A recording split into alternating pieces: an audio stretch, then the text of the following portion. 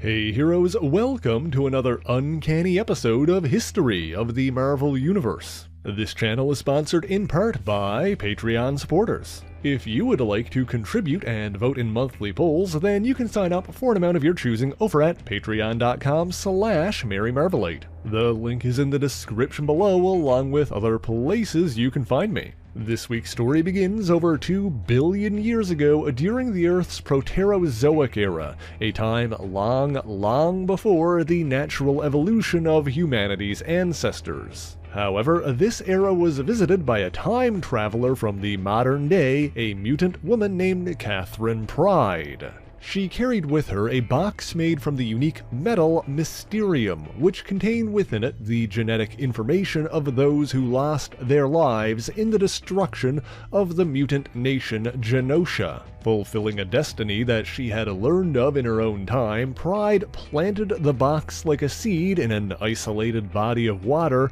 before departing and returning to the modern day. This resulted in the creation of a unique birthing sea which remained separate from the rest of the world. And from this sea, life emerged.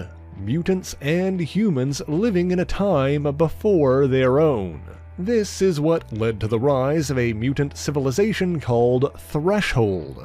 In this nation, mutants were known as enriched, whereas a minority population of humans were called the enshrined. Generations passed, and one of those to emerge from the birthing sea was an enriched named Grove, who had the power to heal from injuries as vegetative growth. The eventual fall of Threshold began with the appearance of the Unbreathing, a rival race for whom oxygen was poison. A turf war erupted between the two species, during which the Thresholders developed 2 strains of hybrid bacteria, Sublime and Archaea, to use against their enemies. However, the Thresholders soon lost control of this weapon when the bacteria evolved and gained self-awareness. Sublime and Archaea both turned on their creators and then on each other, using the bodies of the enriched in their feud. Grove was among the few who could resist infection and organized the others into an insurgency against their attackers. Grove dispatched a trio of enriched, Thea, Amass, and Crave into the unknown to seek help. They also established a sanctuary called Helix House and continued fighting against both the Unbreathing and the bacteria, but all seemed lost when Archaea infected the birthing sea. Furthermore, while the Thresholders did secure the aid of a time-traveling group of Marauders led by Catherine Pryde, Grove was badly injured in a subsequent battle. In the end, these threats were pacified and Grove regrew into a new form, but they knew that extinction was an inevitability for Threshold. After the Marauders returned to their own time, Grove decided that a new body deserved a new name, and became known as Okkara. And over the following millions of years, the Earth continued to change drastically. The Thresholders eventually died out, and nearly any trace of their existence was lost to time as other hominids naturally evolved. Okkara, however, continued to exist and also evolved over time, eventually growing into an entire island of earth and vegetation in the South Pacific. Several thousand years ago, the island of Okkara was discovered by the immortal mutants Apocalypse and Genesis. There, the two created a home for their own kind and had 4 children: war, famine, pestilence, and death. This foursome grew up to become the first horsemen of Apocalypse and helped their parents test the strength of the mutants who lived on Okkara. Eventually, however, the island was attacked by a new demonic threat. Wielding a weapon called the Twilight Sword, the Dark God Annihilation cleaved the land in 2. As a result, Okkara was split into 2 distinct entities, Arakko and Krakoa. From the chasm between them, demons from the dark realm Amenth spilled out. The mutants battled to defend their home, but realized that they would eventually be overwhelmed by the unending demonic horde. And so while his family and followers kept their enemies contained on Arakko, Apocalypse pushed them and the island itself through the chasm, sealing the portal behind them. While he and Krakoa remained on Earth, everyone else was trapped in the nightmarish realm of Amenth. After that, Apocalypse departed as well, traveling the world on a mission to test and strengthen mutant kind.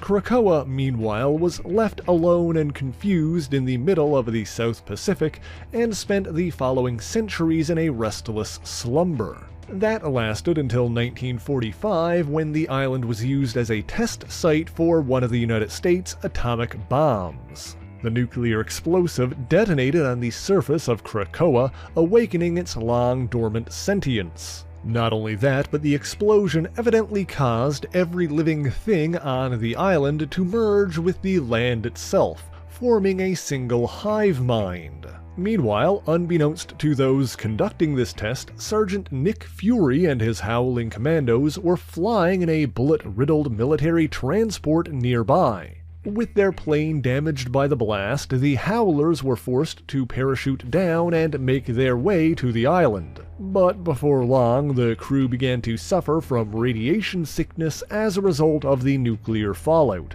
At the same time, an angry and confused Krakoa tormented these intruders, blaming them for its own creation. Sergeant Fury, meanwhile, fell into the depths of Krakoa and could hear the island in his head telling him to get out. Soon, however, he came upon what could only be described as Krakoa's radioactive heart. There, the island was able to communicate with Fury, and the two were able to reach an understanding. Krakoa would stop attacking the Howling Commandos, cure them of their radiation poisoning, and swallow any remaining fallout on the surface. In exchange, Fury would keep the existence of the living island a secret and prevent any further testing there. Forming a body out of Earth, Krakoa returned Fury to his men on the surface and allowed them to await rescue.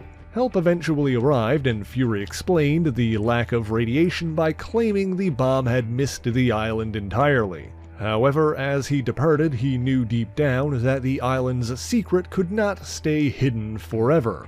And decades later, Professor Charles Xavier detected a powerful mutant energy signature coming from the island. He dispatched a team of X-Men led by Cyclops to investigate, little realizing what awaited them there. Not long after they landed, the team was attacked by powerful semi-humanoid creatures made from the island's landmass. Quickly overwhelmed, the X-Men were captured and Krakoa began feeding on their mutant energy. Seeking to free them, Xavier enlisted the aid of 4 more mutants, the students of his close friend and ally, Moira McTaggart. This rescue mission was led by Cyclops and Havoc's long-lost brother, Vulcan, who we talked about in a previous video. While they succeeded in rescuing Cyclops, it seems that Vulcan's energy attacks caused the island a great deal of pain. Before they could reach the others, Krakoa manifested a larger and more savage form with the power of a volcano. No longer attempting to capture its attackers, Krakoa quickly defeated these novice X-Men, killing 2 of them while Vulcan and Darwin were left buried and presumed dead. Temporarily depowered by his energy drain, Cyclops returned to Xavier and told him what happened. Wishing to spare him the pain of losing a brother, Xavier erased Cyclops' memory of Vulcan and the rescue party. After that, he recruited yet another team of mutants, gathering members from around the world, many of which would become notable X-Men, including Nightcrawler, Colossus, Wolverine, Storm, and Banshee. Cyclops led this all-new, all-different team back to the island, where they were attacked by flora, fauna, and the land itself. They fought through Krakoa's assaults and reached what appeared to be a man-made temple, possibly a relic of the mutant civilization on Okkara. Breaking through to the inside, they found the captive X-Men connected to the island itself. They freed their allies, who began to recover, but as they did, Krakoa manifested a large, semi-humanoid creature to confront them more directly. Their minds were flooded with images of the nuclear explosion that mutated Krakoa into its current form. The X-Men then finally realized that Krakoa itself, the island that walked like a man, was the mutant they had come to find. However, Xavier also interfered in this, boosting Cerebro to make psychic contact with the X-Men and secretly cover up the deaths of the missing team by making them believe that Krakoa had intentionally let Cyclops go so that he could bring more mutants for it to feed on. Furthermore, the X-Men believed that Krakoa audibly spoke to them and confirmed this, but this was an illusion created by Xavier. Xavier has since claimed that Krakoa was not truly sentient during this time and was simply a collection of impulses, but it should be clear by now that he is not always a reliable source of information. In any event, a team of 13 X-Men then joined forces to battle the living island. In the end, one of the rescued mutants, Lorna Dane, used her magnetic powers to cleave the island from the Earth's gravitational field. Krakoa was launched into space, although it did leave some pieces of itself behind. A large chunk of Earth broke away from the island and settled into orbit around the Earth. Inside were the remains of the failed rescue team, but we talked about what happened with them in my video about Vulcan. Krakoa also released a number of spores as it was launched into space. While most of these fell into the ocean and drowned, one landed on a nearby island where it grew into a fully sentient organism that dubbed itself Vega-Superior. Merging with the flora and fauna, Vega was worshipped by the island's natives who provided him with human sacrifices. However, Vega-Superior was eventually discovered by Nightcrawler, one of the X-Men recruited to battle Krakoa. Possessing his father's memories, this living island used its mass to create distorted versions of the X-Men. Nightcrawler soon escaped these Vega men and tricked Vega-Superior's core body into pursuing him into the ocean. Separated from the island and unable to swim, the son of Krakoa sank into the water and drowned. It seems that other spores were found and harvested, but we'll come back to that shortly. In the meantime, Krakoa survived its journey into space and was found by the enigmatic alien entity known as the Stranger. The Stranger captured Krakoa and brought it back to his laboratory world, where he kept the living island in a specially designed prison. However, many such captives were freed when the human hero Quasar explored the planet, and Krakoa evidently began embarking on a journey back home. Meanwhile, back on Earth, a mutant criminal named Black Tom Cassidy, with the power to channel energy through wood, was badly injured in a battle with the time-traveling freedom fighter Cable. He was recovered by the mercenary Deadpool, who brought him to his employer, an enigmatic arms dealer known as Tolliver. Tolliver was secretly Cable's adopted son from the future, Tyler Dayspring, but that's a whole other can of worms that we don't need to open right now. The important thing for today is that he had Tom sent to a genetic engineering research facility in France, where an experimental wood-like substance, engineered from Krakoa's spores, was grafted onto the injured parts of his body. This behaved like a genetic virus and slowly began transforming his cellular structure.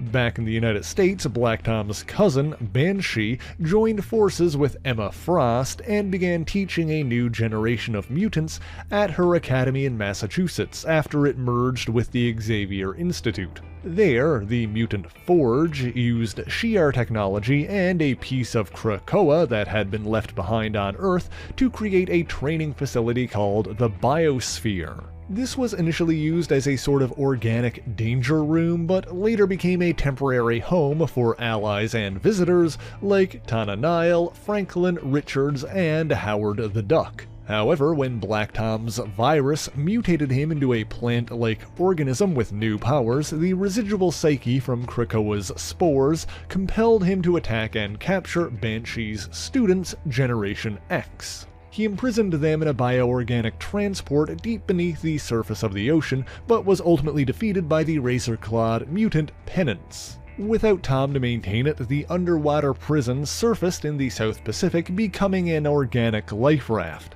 Generation X floated there for some time at the spot where Krakoa was once located, before eventually being rescued. Sometime later, the entire Biosphere disappeared from the Massachusetts Academy in a mysterious time-space flux. Based on a photograph that fell from the portal, it was initially suspected that the Biosphere had been pulled into a future timeline. However, Forge theorized that it had actually been sent into space to reunite with Krakoa. Since then, a number of other spawns have surfaced, presumably as a result of other surviving spores. One of these was discovered when 56 construction workers went missing while building a new island resort. They were ultimately rescued by a team of young X-Men led by Sunspot and Danny Moonstar. Another Krakoa spawn was utilized by the deformed Japanese geneticist Kaga, who combined its DNA with that of the insectoid alien race, the Brood. This monstrous creature was sent to destroy evidence by consuming the remains of other organic weapons developed by Kaga, but was killed by Cyclops. Yet another Krakoa spawn was created by the mad scientist Mr. Sinister, presumably by cloning the original. This clone was located in Sinister's underground city, a replica of 19th century London built deep beneath the surface of Alaska. Becoming part of the terrain, this Krakoa was used as the site of Sinister's castle, which was carved into its back. This was seemingly done just to take the X-Men by surprise, but the ensuing battle happened during a time when 5 of their members had split the cosmic power of the Phoenix Force between them, and Sinister London was ultimately destroyed. Finally, another batch of Krakoa were cultivated by the child genius Maximilian von Katzenelnbogen, later known as Maximilian Frankenstein, after his ancestor, the notorious Victor Frankenstein. These Krakoa have been described as something akin to the original's grandchildren, and were grown by Frankenstein in an artificial supergarden where they were beaten and abused. Frankenstein planted one of these beneath the grounds of the X-Mansion shortly before it was rebuilt into the Jean Grey School for Higher Learning, a new mutant academy founded by Wolverine. It launched an attack on the school's opening day, but was approached by the telepathic student Quentin Quire, otherwise known as Kid Omega. Quentin established psychic contact with this Krakoa and realized that while it had been conditioned to hate and rage all of its life, it was also incredibly lonely. In the end, this Krakoa allied itself with the X-Men and remained as part of the school grounds. During this time, it would often manifest smaller forms from its mass to interact with the students and faculty. It later joined the team on a mission to battle Frankenstein's allies at Cade Kilgore's villainous Hellfire Academy. There, Krakoa and the X-Men, including a frozen mech piloted by Iceman, destroyed the other Krakoa grown by Frankenstein, which by this point were too savage and uncontrollable to save. Later, there was an incident in which a cloud of Terrigen mist, the substance that causes superhuman powers to develop in Inhumans, was unleashed across the Earth. While harmless to regular humans, the mists were actively poisonous to mutants, causing a deadly disease called Mpox. Until the situation could be resolved, the Jean Grey School was transported into the hellish Limbo dimension to serve as a safe haven. Krakoa was left behind in the move, but maintained a close connection with Quentin Quire. Ultimately, this Krakoa became a small desert island somewhere in the middle of the Atlantic Ocean, where Quire could travel to spend time away from other people. By this point, the much larger original Krakoa had also quietly returned to Earth and settled back into its original location in the Pacific. Sometime after it did so, Professor Xavier traveled there and used his telepathic powers to empathically connect with Krakoa and make peace. During this time, Xavier was conspiring with Magneto and Moira McTaggart to establish a nation-state for mutants. Befriending Krakoa over a number of years, Xavier believed the island would be the perfect location for this endeavor. Seeking to communicate more clearly with it, he brought the omnilingual mutant Cypher to parse the intricacies of Krakoan language. After meeting Krakoa, Cypher agreed to remain on the island and begin working on an interface that would allow others to communicate with it. Over the following months, Cypher and Krakoa bonded, becoming close friends. Others involved with the interface included Sage, who could track which mutants were entering and leaving with her computer-like brain. Hank McCoy, the Beast, was in charge of data analysis, while the technopathic Trinary was responsible for secondary and external systems. Finally, Black Tom Cassidy was pardoned for his past crimes and used his ability to communicate with plants to observe and protect the island. In fact, after Krakoa was revealed to the world, all mutants were given the chance to live peacefully in this new nation, including Apocalypse, who returned to the island and finally reunited with Krakoa after untold centuries away.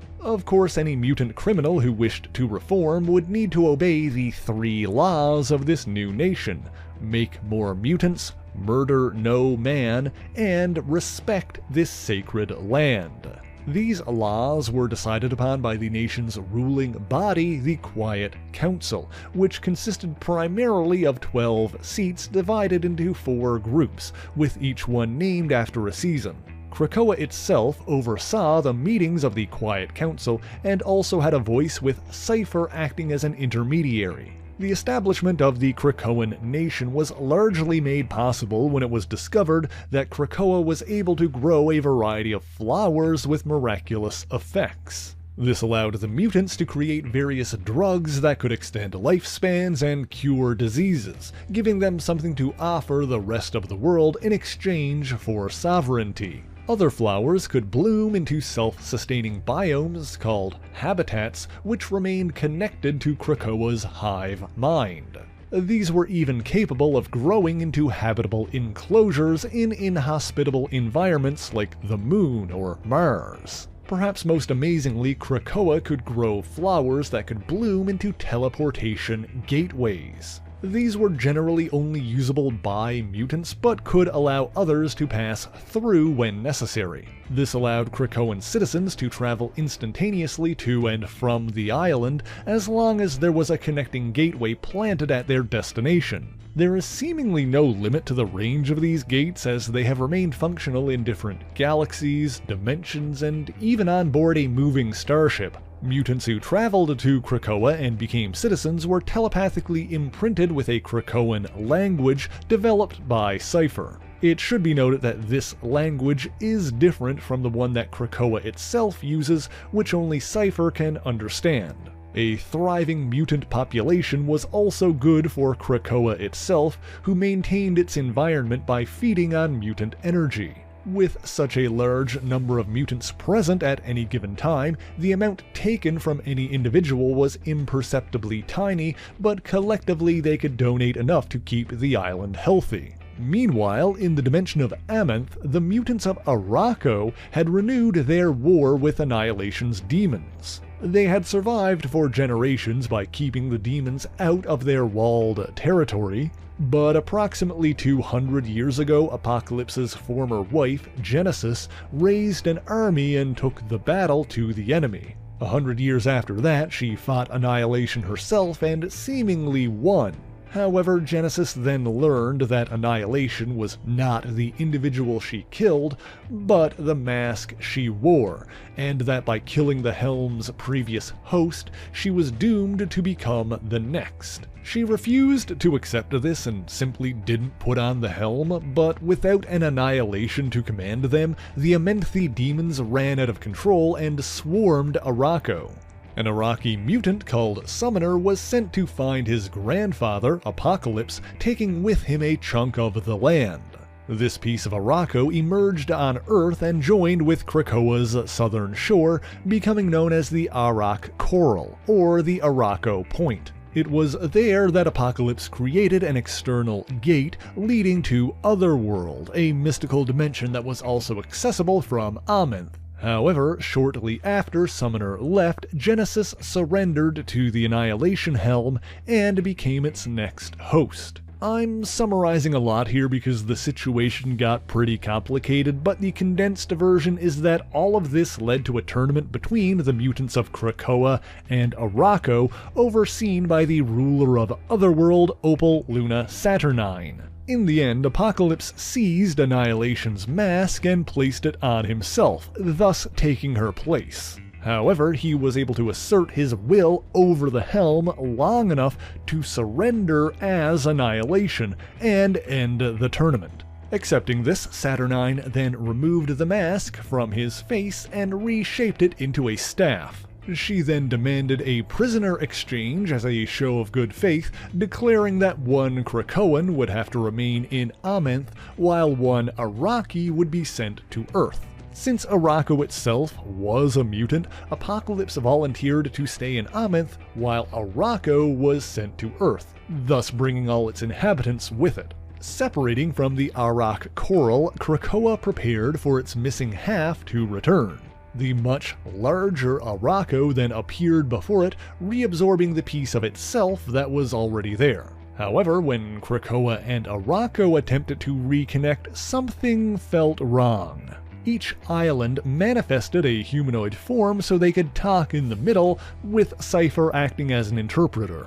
After thousands of years apart, they had grown in vastly different ways. Not only did they no longer speak the same language, but it seems they didn't even like each other anymore. And so while Krakoa remained in the Pacific Ocean, the X-Men worked to terraform Mars into a habitable world before moving Arakko and its people there. Sometime later on Krakoa, Emma Frost came upon a 2-billion-year-old puzzle box made of the special metal Mysterium.